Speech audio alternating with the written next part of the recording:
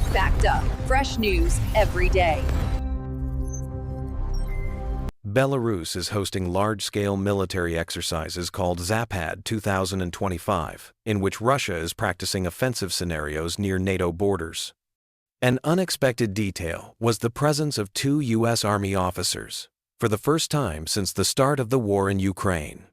They are formally declared observers, but political scientists perceive this as a signal. Washington is closely studying the Moscow-Minsk alliance and checking their readiness for escalation. The exercises, which involve missiles, aircraft, and armored vehicles, are turning into a show of force and a game of nerves for the entire NATO. As part of the Zapad 2025 maneuvers, Russia is using Belarus as a springboard for nuclear pressure. Bombers capable of carrying nuclear weapons have taken to the skies, and generals have announced plans to deploy new missiles right on the alliance's borders. Minsk is turning into a Kremlin military outpost. Military columns and aircraft are demonstratively approaching NATO's borders. Brussels and Warsaw are saying outright, this is an unprecedented threat, and practicing scenarios for an attack on the West is becoming a reality. I am proud to hold this once respected, now trashy publication accountable.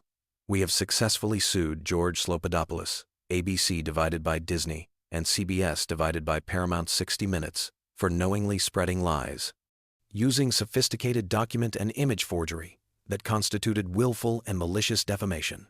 Those cases were settled for record-breaking damages. This practice is systematic, deliberate, and completely illegal. The New York Times has spread lies about me with impunity for too long. That ends now, the former U.S. president wrote in Truth Social.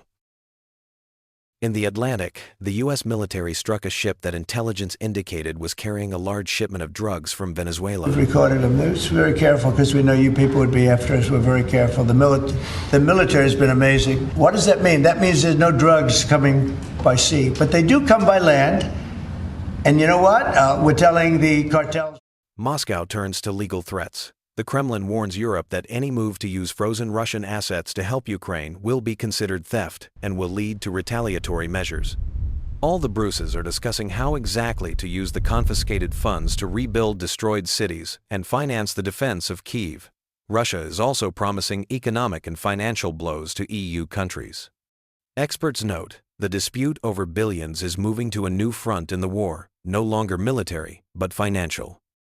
Israel issued a harsh statement following the attack on Hamas leaders in Doha. The militants will be pursued wherever they hide. This move drew sharp condemnation from Arab countries, who accused Tel Aviv of escalating the conflict. Meanwhile, fierce fighting continues in the Gaza Strip, with civilian casualties rising. International organizations are expressing alarm, calling for an immediate end to the violence, but both sides remain steadfast in their rhetoric and actions.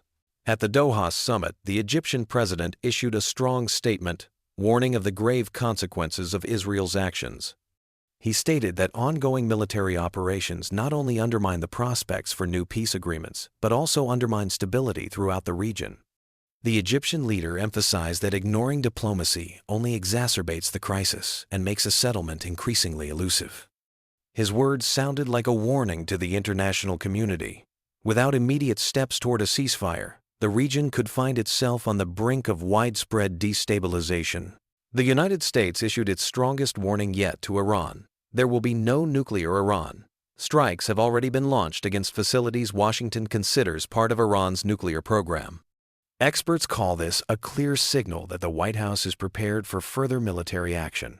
Iran asserts its right to develop its own nuclear weapons, but tensions are rising with each passing week. International observers warn that the region is on the brink of a new war, where the slightest mistake could turn a local strike into a full-scale conflict. China issued a harsh statement against the United States, accusing Washington of unilateral bullying tactics.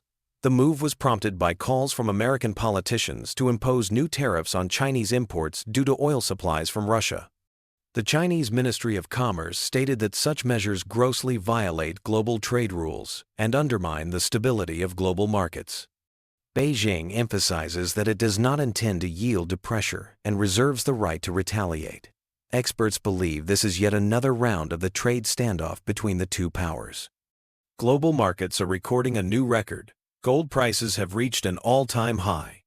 The main factors driving this trend were the weakening dollar and expectations that the U.S. Federal Reserve will soon announce a rate cut. Investors are viewing gold as a safe haven amid global instability and a possible economic slowdown. Economists warn that the rise in the precious metal reflects not only financial expectations, but also growing concerns about the future of the global economy and confidence in the dollar as the world's leading reserve currency. Moscow has accused the European Union of attempting to orchestrate a color revolution in Serbia amid mass protests in Belgrade. Russian officials claim the EU's actions are aimed at destabilizing the Balkans and undermining Serbian statehood. For the international community, such accusations are alarming. The region, which experienced brutal wars in the 1990 seconds, could once again find itself on the brink of major upheavals.